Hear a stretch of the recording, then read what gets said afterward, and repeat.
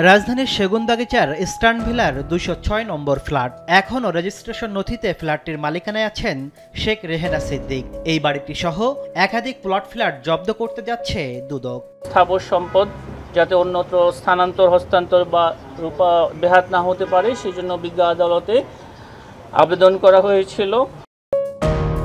তবে দীর্ঘদিন ধরে ফ্ল্যাটটির ভাড়া আদায় সহ সার্বিক বিষয় দেখভাল করেন ব্যারিস্টার মঈন গনি। বাসার কেয়ারটেকার বলছে, পাওয়ার অফ অ্যাটর্নির মাধ্যমে মঈন গনিকে হস্তান্তর করেছেন শেখ রেহেনা। তো ম্যাডামের ফ্ল্যাট, তো আপনারা কীভাবে কাজ করতেছেন, কী অবস্থা? এটা তো এখন ব্যারিস্টার মঈন গনি স্যারকে পাওয়ার অ্যাটর্নি দিচ্ছে। তো ভাড়ার টাকা কাকে দিতেন আপনি? এটা আমি যতটুকু জানতাম যে মঈন গনি নামে একজনকে নিয়ে নিতাম, ওনার শ্বশুরের কোম্পানিতে জব করতাম। কে এই ব্যারিস্টার মঈন গনি?